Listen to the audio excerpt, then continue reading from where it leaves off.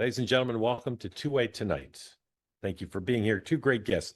Really, I say this about a lot of our guests, but these would be, if there's a Two-Way Tonight Guest Hall of Fame, first ballot inductees. Hans Nichols and Eliana Johnson will join us in a moment to run through the day's news. And the President of the United States held an event on small business at the White House in which he talked for a couple hours. Not sure he talked much about small business. He did, but he talked about a lot of other stuff, including Iran.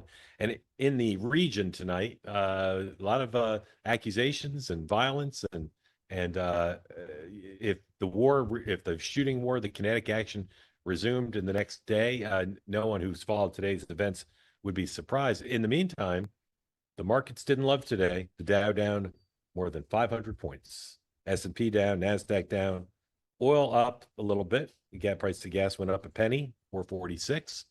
And there's unsettlement in the land regarding Iran. But settlement, I tell you, between Blake Lively and Justin Baldoni a few weeks before the trial was to begin, the case got settled. Hopefully we'll be able to cover that. Thank you, sir. Grateful to you. You might wonder where I am, ladies and gentlemen. This is not my usual background. Well, I happen to be at what Stefan would call New York's hottest bar. I'm at Sweet Linda on 2nd Avenue. And I'll tell you, if you're in New York City now or ever, you want to come to Sweet Linda. Sweet Linda closed on Mondays, which is why I have the pleasure of being here. I was able to get a drink here at Sweet Linda without it being open, because the owners of this place, in addition to being geniuses, are very kind. So again, if you're in New York City, if you're here now, you can come down and join me. Got to get here quick though. Otherwise, any night besides Sunday and Monday, I recommend my friends at Sweet Linda. They'll take care of you. All right. Let's listen to one thing the president said today about Iran, because it's captures the whole essence of the whole day. This is number 6, please. It's the president at the White House at a small business event. Excuse me while I sip this out. Can't let Iran have a nuclear weapon. We hit all new highs, and I said we have to take care of business because we can't let that happen. So we did a little detour, and it's working out very nicely. They have no Navy. They have no Air Force. They have no anti-aircraft equipment. They have no radar. They have no nothing. They have no leaders, actually. The leaders happen to be gone also. But can't let them have a nuclear weapon, or you'd have problems like nobody would believe. So if the president wanted to escalate this conflict, he could have had a much different tone than he did today. And many people who've watched the events in the region, which we'll talk about in a minute, wonder about the president's tone. My theory on the president's tone is, if the war does start back up, he doesn't want to be blamed. He doesn't want to seem to be the bellicose one. He wants to be the one who's dragged into this. We'll see what our guests think about that. Joining us now, again, 2 Hall of Fame guests. 2 guests I take every night, honestly. If the booker said, basically, Hans and Eliana are your co-hosts for the duration, I'd say that's amazing. Let's put them in the opening credits. Eliana Johnson is here. She's the editor-in-chief of the Washington Free Beacon. And Hans Nichols is a political reporter at Axios. And they both join me now. Eliana, welcome. Hey, it's great to be with you. Thanks for having me, Mark. Thank you for being here. I'm jealous. Hans, I'm not in a bar sipping a martini, I must say. You know, you need to re-examine your career choices. Yeah, I know. Hans, there are people in my life who say a martini made with vodka is not a real martini. What do you say? I'm with vodka.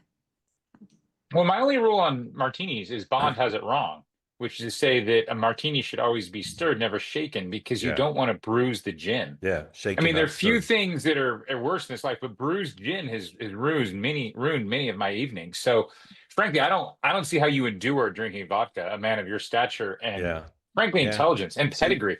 So you both represent the 2 schools of thought that I've been confronted my whole life. One of you prefers vodka martinis, and the other one thinks it's not a martini, right? I'll tell you what's ruined my life and ruined my relationship with the people of Iowa. I love the people of Iowa. I love the caucuses, even though they're completely undemocratic.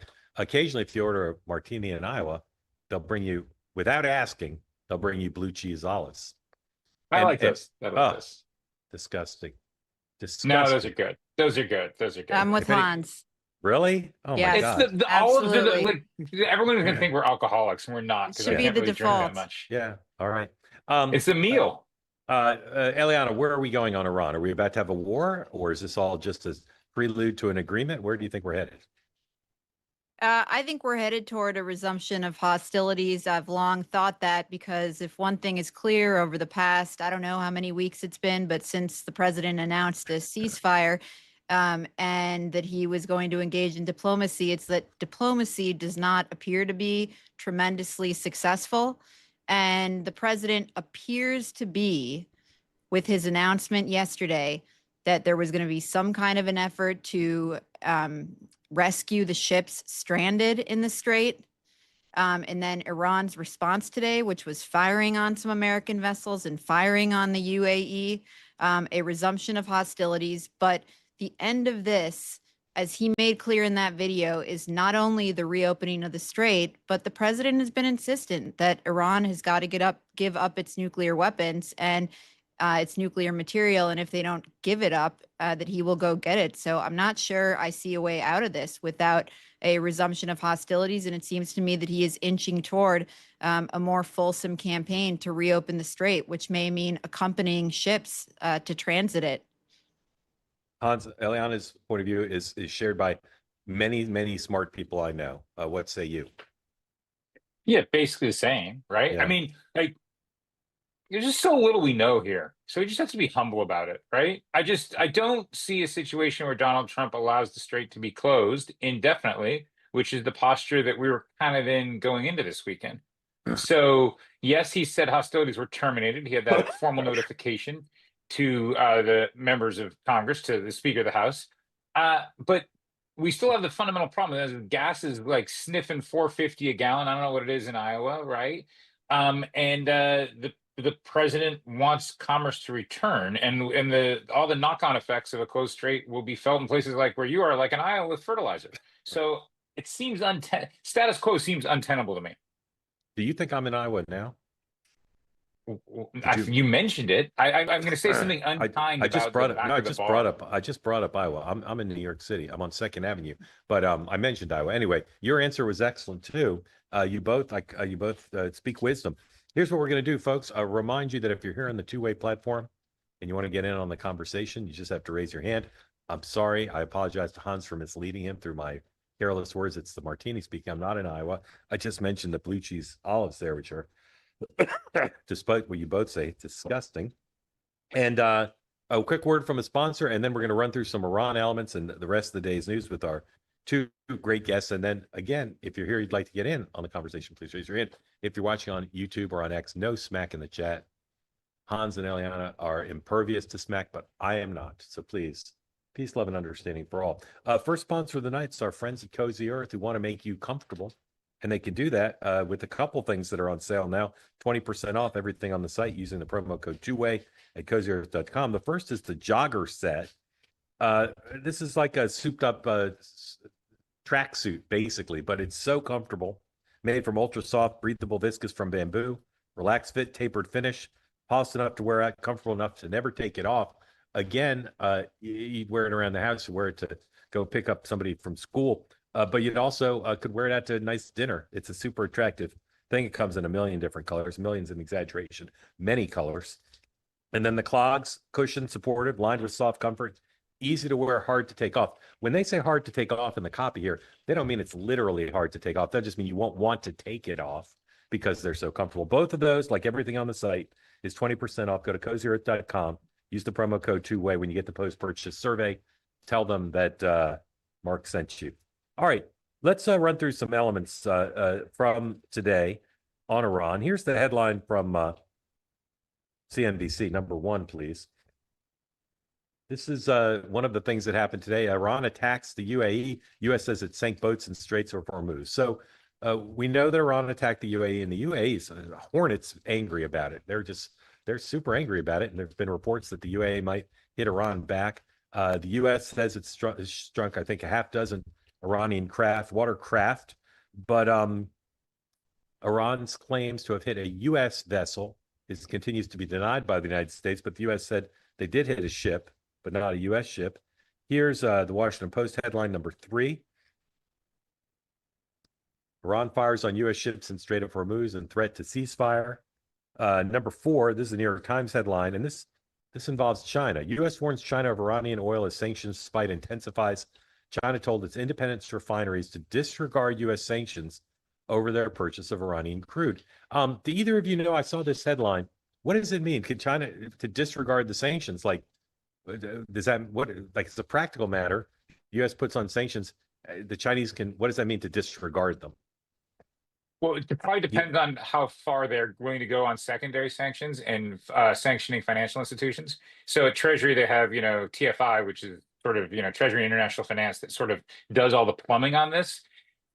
My general rule on sanctions is never believe an administration when they say that sanctions or tariffs are going to 10, or, to do the spinal tap joke, going to 11, because they always say they can escalate further on sanctions, and they tell you with utter earnestness that sanctions are at the maximum level. And then 6 months later, they say, oh, we're going to take it up again. So I think what's going to happen, what's really interesting to me about those comments are, A, we've got a Senate delegation that's in China right now, led by Senator Daines. Senator Maria Cantwell is the Democrat on that. Daines kind of works as a little bit of an envoy for the president on China. And the president, of course, is scheduled to go to China in a couple of weeks. So, who's the delegation meeting with, Hans? Do you know? I don't know. No, I just know they're in Beijing. They put out a press release that was pretty. The press release is one of my 19 tabs open right now, so I can get you an answer on that really quickly. Okay. Yeah, just give me talk to Eliana for a second. I'll get it to you. There we go. Senator Daines. Eliana, the Xi-Trump summit is supposed to be in 10 days. How do you think all this works in the run-up to the planned meeting? Well, what strikes me about the headline you just showed is my impression from talking to folks in and around the administration is that the administration had wanted everything to be copacetic. They had wanted the war to be wrapped up prior to that. But it's interesting to me that the U.S. is leaning in and issuing a warning to China ahead of this, which suggests to me that the tenor of these talks may be more, maybe tougher and more hostile than the president had imagined. And he is not saying anymore that 10 days from now, everything's going to be wrapped up and he's going to have a hunky-dory meeting with Xi. I think I think Trump is steeling himself for the longer haul on this. And reality has set in that much as he may have liked, I don't get me wrong. I think the president very much would have liked diplomacy to work. I think he very much would have liked for this war to be over quickly. And that being said, his non-negotiable really does seem to be the opening of the strait and the removal of this nuclear material. And he seems to be steeling himself for something much longer. And I think it is worth noting, look, he might decide, I think Hans is right, there's a lot we don't know. He might decide that he just can't stomach, $4.50 gasoline ahead of the midterms.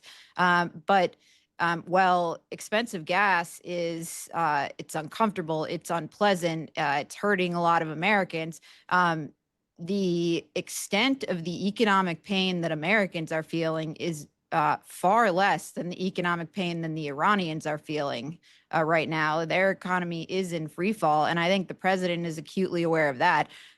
We're hearing much more about oil prices on a day-to-day basis than we are about what's happening inside of Iran, because there is a complete internet blackout.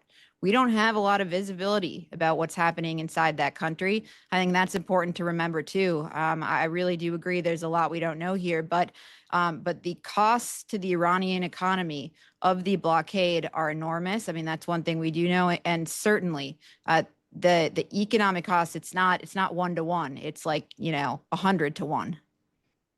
I am not 100th as good a broadcaster as Peter Jennings, but he was my mentor, and he did generously try to teach me how to be a broadcaster. One thing Peter was ahead of his time on is he would talk to the control room during the show sometimes. Back then, that wasn't common. But Peter would say, I need to talk to the control room. He'd just do it. Well, I'm talking to my control room right now, my colleagues. Here's Hugh Hewitt's tweet from 7 seconds ago. Up next, President of the United States is on the program. Tune in or watch on Watch Salem News. For 10 years plus, the best interview in America. I doubt that will change today. Hugh doesn't mean he's the best interviewer in America. He means Donald Trump's interviews are really good. So I asked my colleagues, please go monitor Hugh Hewitt and bring us any news, because Hugh usually makes news with the president. So we'll monitor that and bring you that. Also, reminder, our pop-up with our friends at A16Z at Monitoring the Situation continues tonight. Hans and Eliana, I believe, were making their debuts on monitoring the situation. You guys know what that is? MTS, you know what that is? Is that the poly market thing? Is that the No. So A16Z, can we pop that up so they can see themselves? Usually we can. A16Z had a brilliant idea, and they're partnering with us on it, or we're partnering with them, which is it's an X-based live video program monitoring the situation, which is a term of art. I'm sure you both know. Just live covering whatever's happening in a sophisticated and detailed way. And this program airs live on monitoring the situation. So you all, in addition to being live on two-way, are currently live on the finest program on Twitter. Here's a tweet from moments ago, unrelated to monitoring the situation. Oh, there you go. You see you guys right there on monitoring the situation. Two-way Wow. tonight. There you are with that logo and everything. Anyway, so congratulations. You can put that on your resume or whatever it is. Here's a tweet that just ran. It's kind of an interesting one from Alex Rofoglu. You guys know Alex Rofoglu? Is that someone you guys know? New Not familiar. Radio Free Europe. Shipping company Maersk says one of its U.S. flagged commercial vessels successfully exited the Strait of Hormuz under U.S. military protection Monday. So if control of the strait, Scott Besson said on Fox this morning, U.S. fully controls it. If control of the strait is now currently the game, Eliana, this is kind of a big deal if we got a ship through, right? We, the United States, I mean. Sure. I guess I'm not as bullish as the Treasury Secretary may be, because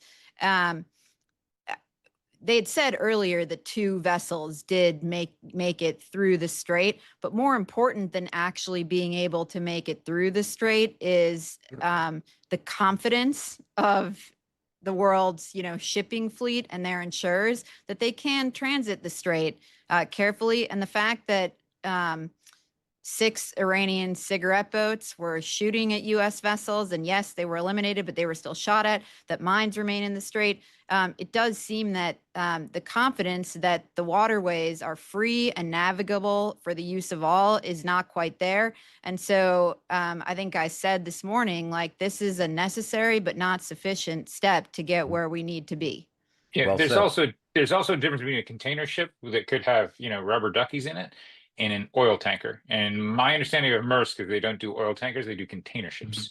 And so it takes, I'm not going to say balls because that'd be inappropriate. It takes incredible amounts of stones to navigate a ship full of oil when people are shooting at you through a narrow passageway. So I would just take note the tanker versus container ship distinction. Well said by both of you. Let's go back to some elements on Iran. Played the president saying that. Some people in my world think the president's seeming a little defensive lately on this topic. And again, that's in the eye of the beholder. Here's the president talking about the Iran war polling. Number 7, please. Bad press. It's fake press. They give me fake polls. They tell me about polls and this. It's interesting. I did a poll on the war with Iran, and they said only 32% of the people like it. Well, I don't like it, and I don't like war at all, but we're equipped better than it. We have the greatest military in the world. You saw what happened with Venezuela. You see what happens with everything. But they said 32% of the people are against President Trump. Well, when you explain it, like, is it okay for Iran to have a nuclear weapon? It wouldn't be 32%. But even if you said that, there'd be a 32% because the polls are fake. I mean, they're totally fake. And when you take a look at what's really going on, the other day I made a speech in a great Florida senior citizens community, and I made another one at the Kravis Center, 2 in one day. It was wonderful. I go out and make. Hans, thoughts on that? Well, you may be right. The polls are off a little bit, and that if you frame it differently, polls have always been kind of off on the president. So he may be right, but I don't think anyone inside the White House wants to be at a 37% approval rating, which is the one you really have to look at for vis-a-vis midterms in October. Now, to me, and you'd probably have a strong opinion on this too. Sorry if you hear a dog in the background. The more interesting question is, when are voters' perceptions going to be solidified? And I don't know if they're solidified around Labor Day. I don't know if it's certainly not October, right? So But yeah, those, I mean, look, I don't think the polls are off, but they're still directionally not great for the president. Eliana, thoughts? Yeah, I mean, I agree with Hans. The polls are not great, and I think really what people need to hear from the president is nobody likes war. Independent voters don't appear to like war, but they like victory. And I think it would be useful to hear from the president that people are going to like it a lot when we win this war, when Iran is not a nuclear, when we prevent Iran ever from becoming a nuclear power. And I do think if he is successful in this effort, and that is a big if, the polls will shift in his direction. Yeah. One of the most watched data point in all these polls is where the president stands with Republican leading independents. All right. Harry Enton today highlighted this in the Pew poll and the Washington Post poll. In 2024, as he was being elected to another term, the president got 91% of Republican leaning independents who voted for him, according to the exit polls. Today, his approval rating with that group is just 53%. That's I'm no math genius, but that's like a 40-point decline, and not sustainable for political sway in the midterms. Yeah, I mean, one Okay. thing on that, Go Mark, ahead. is Yeah. that's true. I believe that. The thing is, like, Trump is not on the ballot. Trump, of course, like all the Democrats are going to run against Trump. But November, which is what we're talking about, it's going to feature actual Republican candidates running against actual Democratic candidates. And thus far, Chuck Schumer has not had a lot of success getting his quote unquote, normal center left Democratic candidates through primaries. And so instead, it's going to be in a lot of these races. I'm thinking about Michigan, I'm thinking about Maine, which are races that Democrats need to win to prevail. They're going to be relatively normal Republicans, Susan Collins in Maine and Mike Rogers in Michigan, against insane Democrats if Abdul El Sayed wins in Michigan and Graham Plattner wins in Maine. And so it may be that independent voters are so dissatisfied with Trump and Republicans that they end up voting for far left-wing candidates. And that will be really interesting. That will tell us something. I'm just not sure. Like, it's going to be Trump and the Trump economy and Trump's war versus something that's actually unpalatable, quite unpalatable to a lot of people. It's not a generic Democrat. If El Sayed is the nominee and he beats Mike Rogers, I mean, that'll be it would something. be quite something. I agree. It'd be quite something. Did you guys watch Gavin Newsom with Bill Maher on Friday? Did you guys watch that? I saw a clip. Yeah. So Bill went after him pretty hard on a bunch of things, including his record in California. And it's one of these Rorschach tests. Some people, whether they like Gavin Newsom or not, some thought he was disastrous. Some texted me, "Oh, he schooled Bill Maher." I need to go back and watch it. I think I was too sleepy when I watched it. Here's one person who watched it with a strong opinion. Here's the viewer in chief, number 18, please.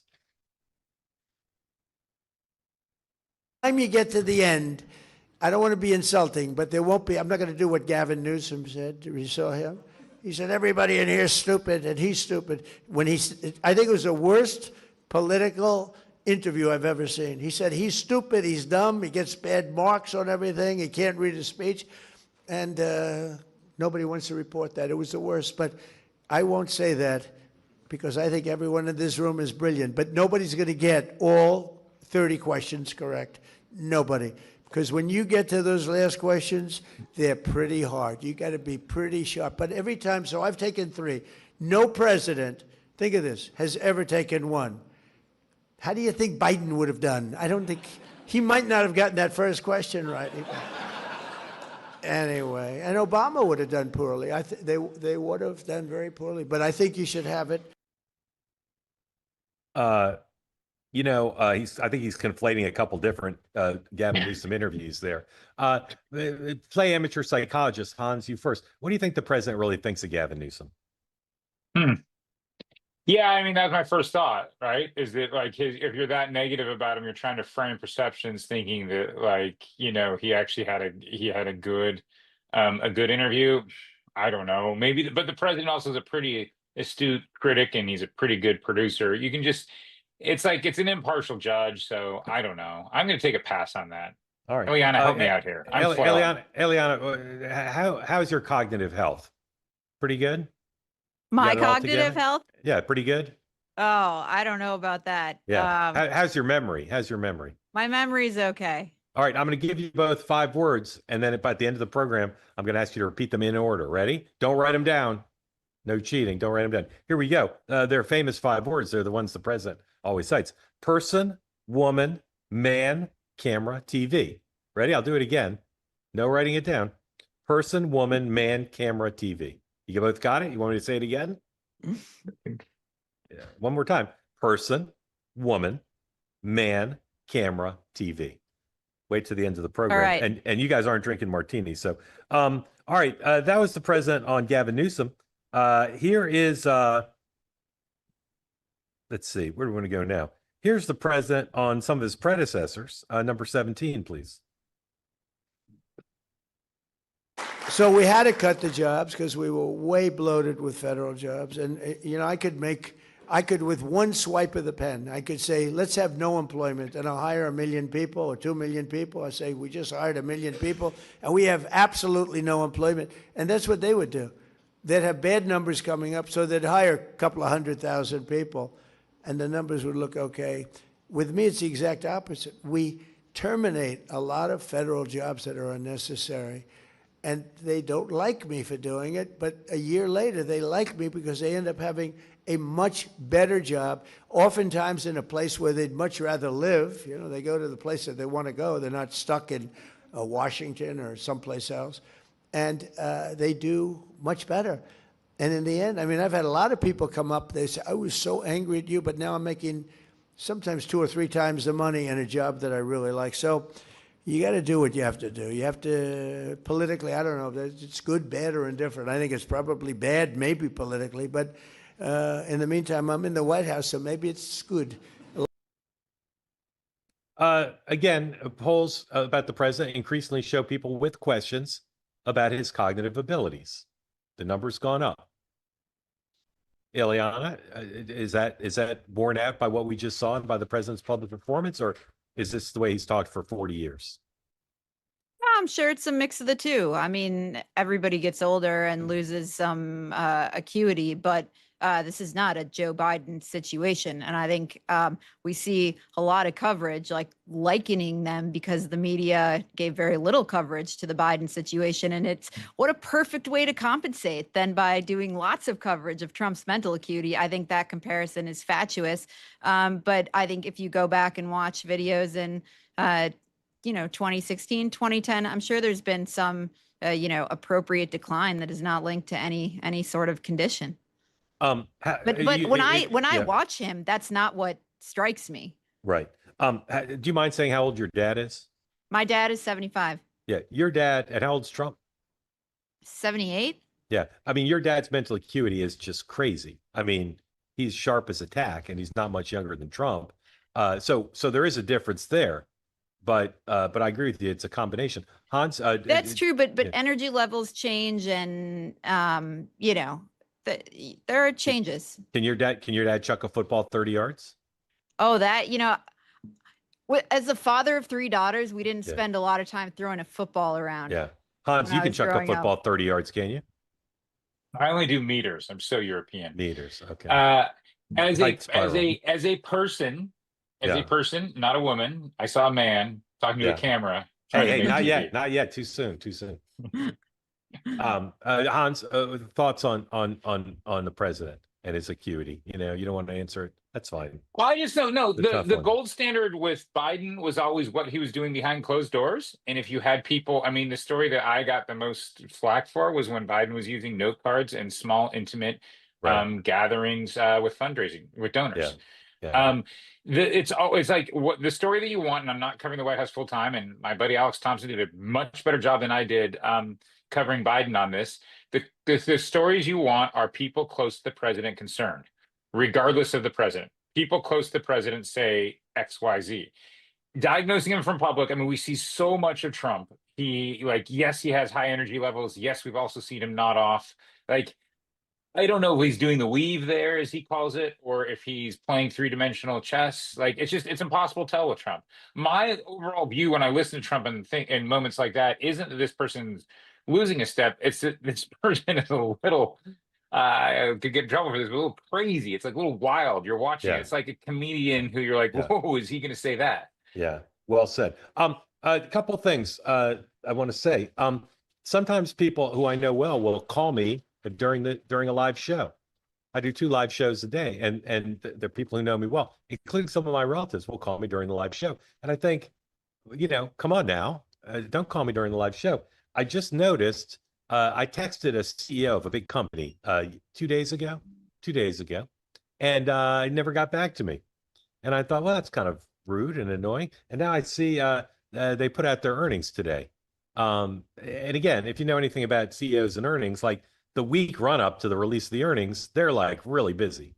So now I feel like a jerk for doing what I criticize. They also have to go dark. Yes. They have a dark period. Exactly. He could have imparted market moving Exactly. news, and you would have been Exactly. trading on Kalashi or whatever. But right? let me ask you a question. Do you guys, when you guys contact the CEO, do you think, well, let me check when the earnings are coming out? Is that something I should have done? I have so many frequent long-running text chains with CEOs. It's more of a question of me. I just don't get back to them sometimes because I just get busy and they're always coming back. Stop it. No, with the of course I don't. CEOs don't text me. Was I remiss? Was I remiss in not checking? You're a bigger deal. That's not your job. Your job is to be a political reporter. If you cared about, we could sort of backsource your source by like figuring out who did earnings and like kind of cross tab. There's a number of earnings that came out today, so I thought of that. Yeah, but we could narrow it down on the industries that you follow. I don't think so because I follow everything. Yeah, are you guys worried that AI will figure out your sources? I am. Questions like that. Well, I want to ask you next a question about AI. I saw a headline on CNBC earlier. I try to enunciate this regularly on the program, and words do not allow me to do it. This is moving so fast, ladies and gentlemen. And when I talk to people in the Trump administration, they say, as fast as you think this is moving, as it's moving even faster. Models come out now every few weeks that are so far ahead, not just of where the previous model was, but where people thought models would be by May of 2026. Okay, it's moving very fast. So CNBC headline said the government's thinking of asking these big firms to look at the models before they're released, to do due diligence on them. And as you guys know, the Trump administration has been very hands-off. David Sachs' view is let this flourish. Don't do what the Biden folks were seen as doing by the AI industry and other technology companies as keeping down American advantage. It would be a pretty big step if the Trump folks said, this thing is so powerful and so potentially dangerous that the private sector is going to have to show their work before they make it public. Eliana, what do you think of that as a public policy choice by a generally hands-off free market administration, if that's what they do? It seems to me more appropriate for models that the government is actually engaged in using. But this is not, I'm the wrong person to ask about this. Because you love free markets or you know anything about AI? I don't know very much about AI and the propriety of, wading into this. I'll jump in. If the Trump administration goes that way, it should be a massive signal, and it should indicate that things are terrifying. Because if correct, this is the correct answer, by the way. Keep going. Well, I'll give you the example. There is a group called ISIS-K, which was like ISIS in the Khorasan Valley in Afghanistan. And I remember the time I was covering the Pentagon, and you would be talking to Pentagon officials that were dealing with both Al-Qaeda, but also the Taliban.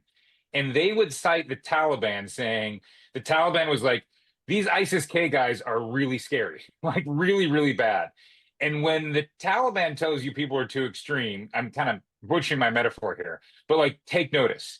And when the Trump administration, which had an anti-mother may I approach to AI, let it rip, free markets, Schumpeter, creative destructionism, right? If that's their general sort of approach to this, and they are like, whoa, this is crazy, I think we should all take a step back.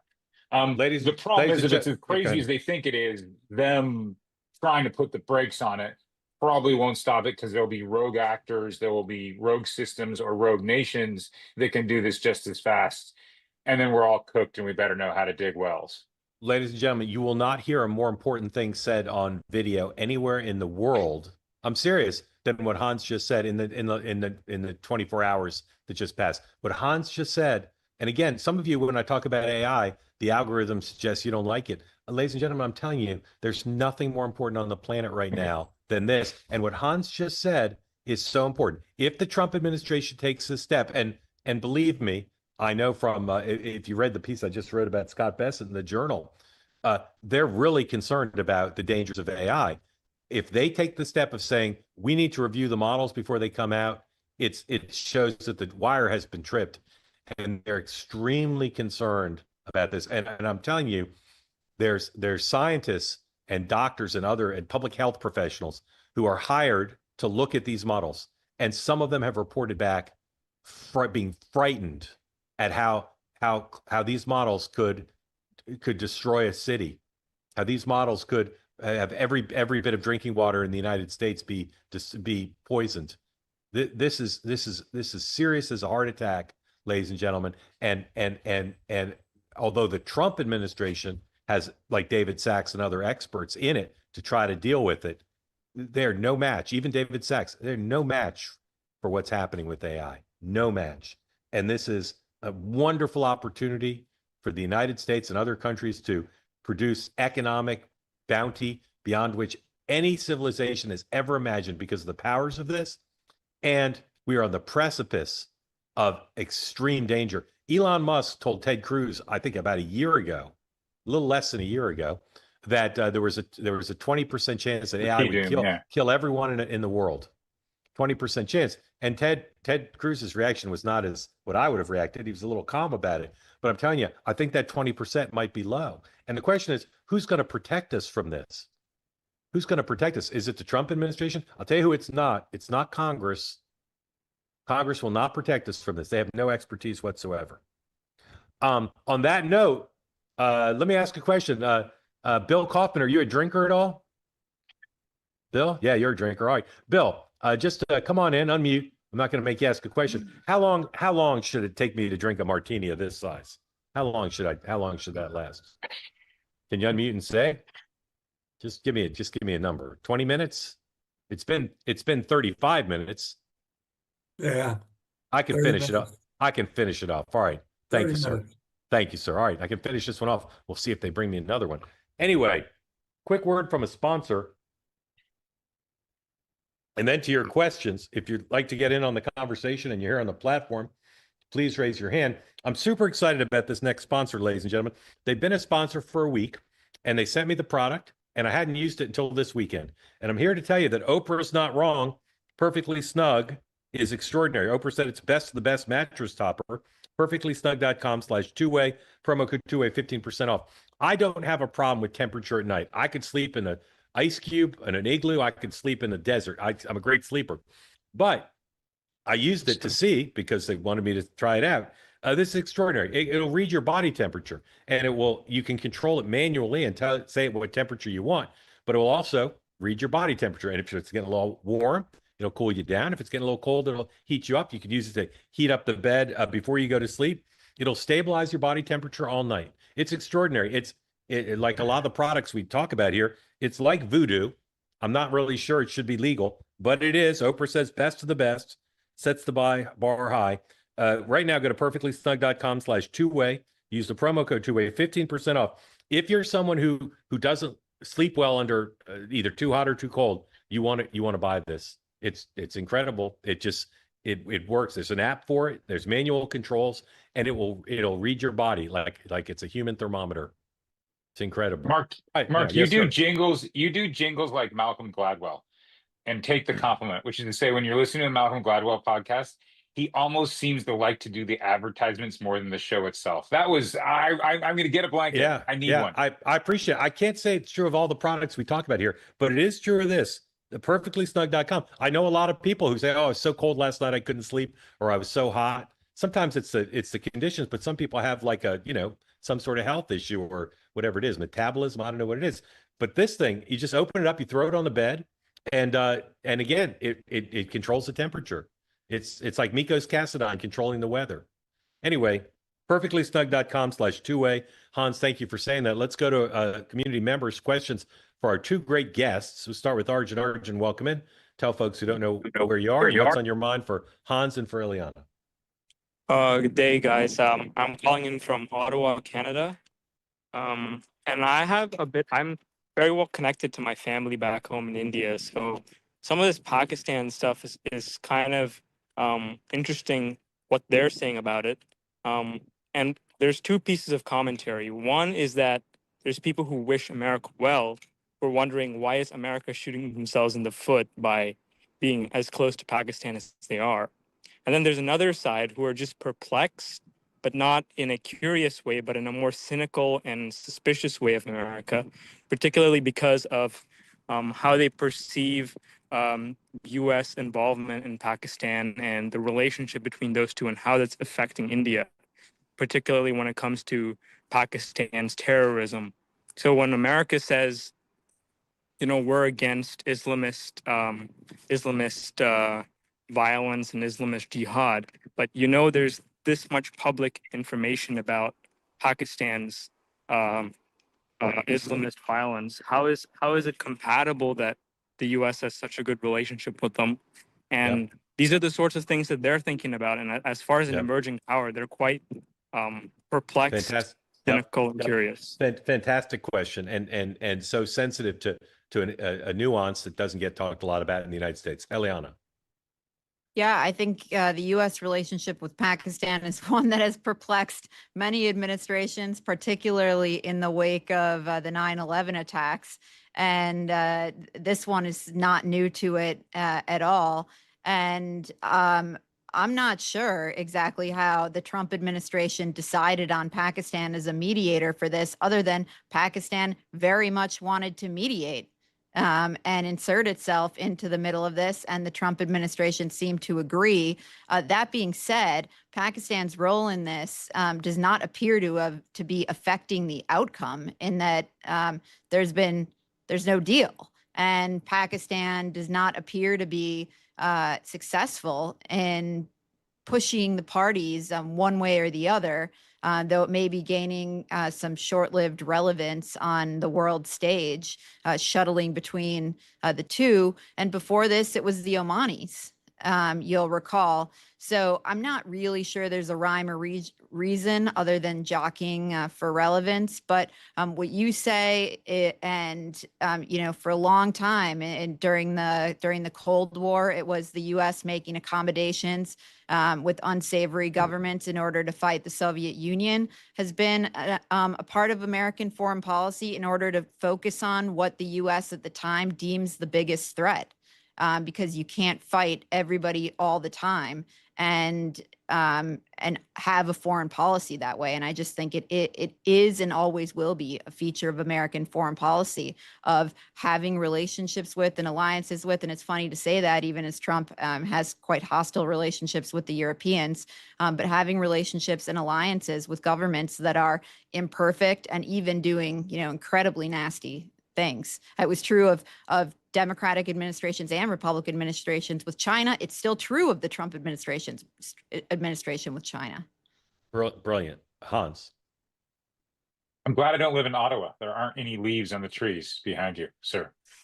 Yeah, look, there aren't a lot of other great. I mean, you could do it in Switzerland, like they did all the nuclear talks, the JICPOA talks, which would maybe slightly more neutral. I wouldn't use the venue or look at the venue of the talks as necessarily an indication that the Trump administration has a super pro-Pakistani policy.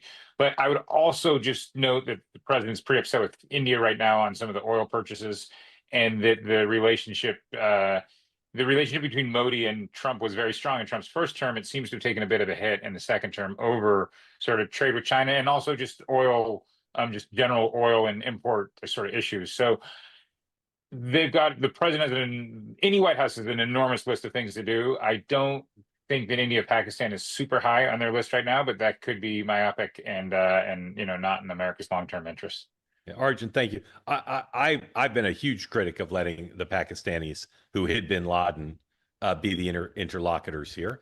And then today I read an article, I think in the New York Times, about just how close they are to China. I find it crazy. These two guys, the Army Chief of Staff and the Prime Minister, somehow ingratiated themselves with the president. I know there's some people in the administration over the last fortnight have grown a little bit less enamored of the Pakistanis. I can report that. I've said it elsewhere.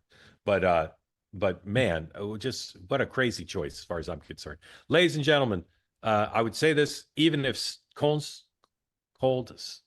stone cold, thank you, sober, Sam, one of our favorite members of the community. Sam, we haven't seen you in a while. How's your beautiful boy?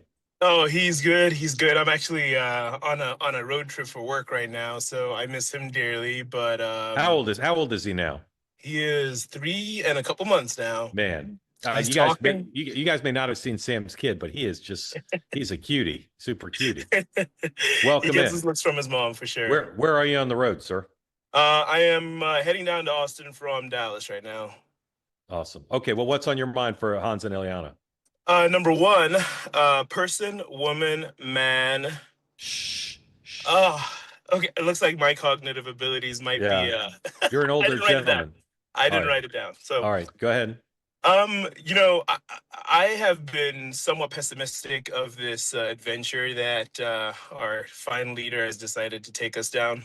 And I think the thing that bothers me the most about this is the hubris with which it seems that the president and the administration prefer to operate with. There's this sense that we've obviously, declaring victory 3.5 minutes into this thing and consistently doing it at every turn. And then Pete Hegseth's posture from the podium, it reminds me of the super insecure bully in high school who decided to just kind of pump his chest and beat everyone up as much as he could to deal with his own internal issues. And I think it's been kind of embarrassing. As a person who voted for the president twice, you talked at the beginning of the show about Republican-leaning independents. I consider myself a pretty strong independent, but I found myself voting for a lot. As I tally it up, I found that I've voted for more Republicans than not over the course of the past 6 or 7 years. So I think I find myself in that category. And then, so number one, I'd like to hear Eliana's and Hans's take on the posture, and is this a form of confidence that is helpful in any war? Is this how you just do it, or should we show some humility about the unknown? Well, now seemingly these are known unknowns. Yeah, you're talking about the president and Pete Hegseth. Is that what you're talking about? Yeah. Okay, good question, Eliana. There is a swagger like a good idea, bad idea, doesn't matter. Well, it depends on what you mean by swagger. I think it's a little bit confusing for the president to declare victory over and over again when we're still very much engaged in a conflict. I would differentiate that a little bit. And I think it'd be useful for the president to continually define our objectives and say we're engaged in a conflict. It's an important conflict, and we're going to get where we need to go. Differentiate a little bit from Hegseth, whose swagger I think he's been quite a capable spokesman for the war, where he's pumping up and boosting the military accomplishments and been pretty concrete about what the military has accomplished as the war has gone on. And I've watched most of the Pentagon press briefings, and I think been relatively careful not to say we won and it's over. Hans, who's covered the Pentagon? Yeah, I mean, we're 2 months and some change into this. So, I mean, I just think it's very, yes, the posture is aggressive, the rhetoric is aggressive. When that Iranian vessel was sunk off the coast of India, they went to their quiet deaths. I don't know. It seemed a little like those were just like, sailors that were, that were on a ship that was torpedoed or somehow taken out. It's a tough question, right? How do you calibrate rhetoric and sort of bellicosity and swagger with like a desire to do diplomacy? I mean, Schwarzkopf, your Storm and Norman was pretty that was pretty intense briefings. Don Rumsfeld had some pretty intense briefings. So I think the overall, what I wish we had more of was more tactical understanding, and maybe it's out there, but more tactical understanding of what's actually happening on the ground in Iran. Like, I've yet to see a good article on the protests. I mean, some people have these white SIM cards there where they can dial out of the country. I've yet to see like any sort of what's happening in the north of the country, what's happening in the south of the country. We don't really have that much, and so that's the kind of information I wish we have. But maybe it's unfair of me to ask for that to come from the Pentagon. It has to come from reporting. Sam, did you have another question? Yes, I'll make this one brief. Do you see if walking out of this somehow, is there any world in which we give into any of Iran's terms? Any of them, sure, but not the basics. And if so, which do you think are the reasonable? Well, that's what diplomats do. Sanctions. Yeah, I mean, there'll be sanctions relief. There'll be assets unfrozen. I think there'll be maybe even some U.S. pulling back from the region, although not entirely. Here's the president on Hugh Hewitt moments ago talking after about the market closes. Iran's, after the market closes, always better. Yeah. After interviews are always better after the market's closed. Here's the president on Hugh Hewitt talking about Iran and its nuclear program. Roll tape.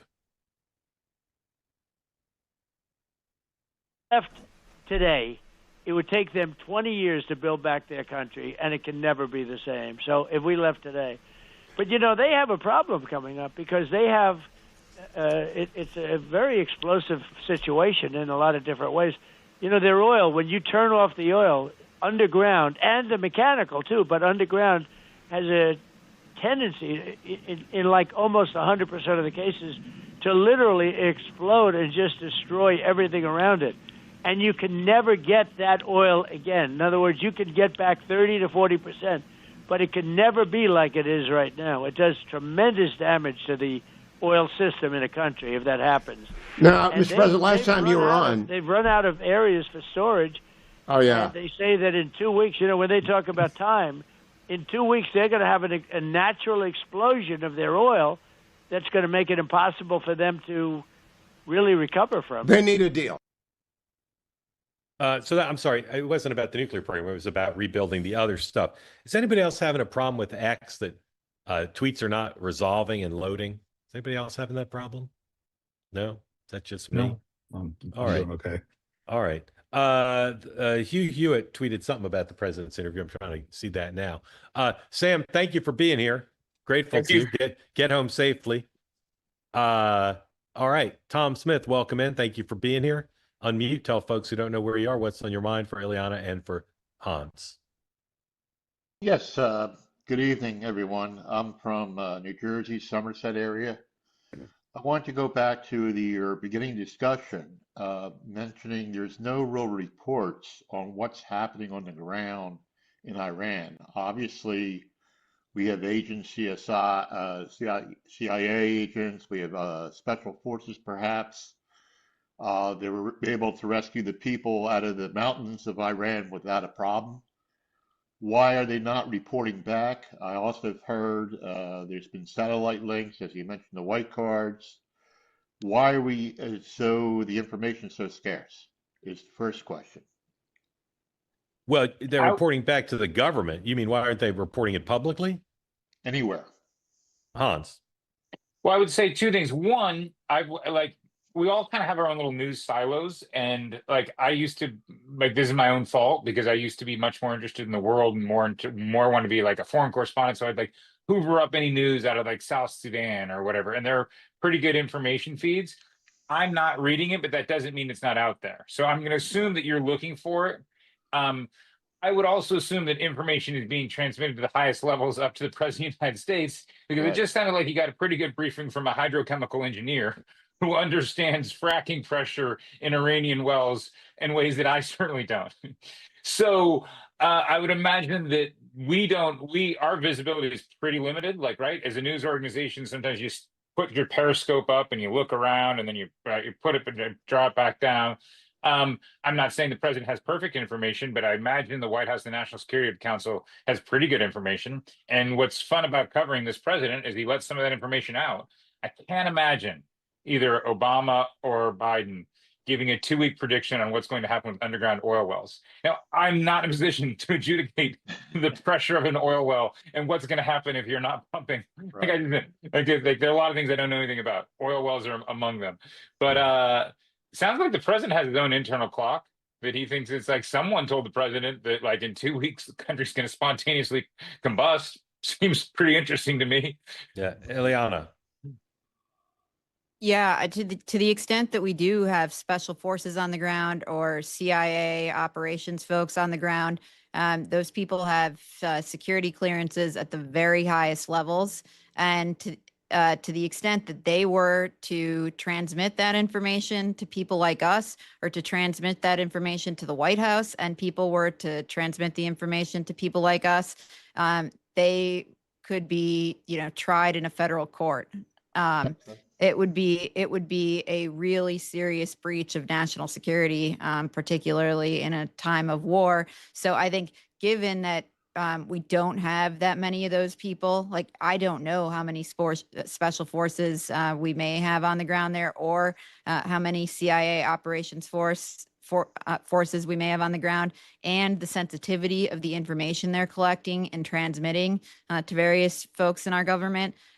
That information is really not for dissemination to the public. It's for decision making for the president and the vice president, secretary of war, the secretary of state, and that's what it's being used for. As Hans said, the president does sometimes share that information, and he is allowed to share that information, but it is not freely available to folks like us.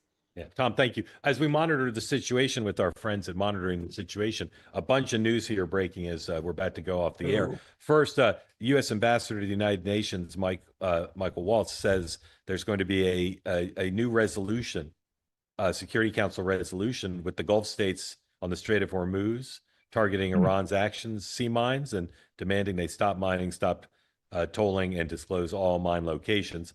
The president, in his Hugh Hewitt interview, here's what Hugh says. The Waltz thing, I would note, Mark, is actually quite important, because our allies in the region were looking for some cover from the UN in order to join this U.S. operation to guide these stranded ships out of the strait. And they were waiting for the UN to take some kind of action to, give them cover to join up and help the ships out. But won't the Chinese or the Russians just veto it when it gets to the Security Council? Maybe, but then that will be on their hands. But you're right, they may. Here's what Hugh said. I'm looking the wrong place. Let's see. Sorry. We've got it all. Okay, here he says, interesting 30 minutes with the president. He didn't say it out loud, but I suspect the Iranian rump regime is going to greatly regret breaking the ceasefire.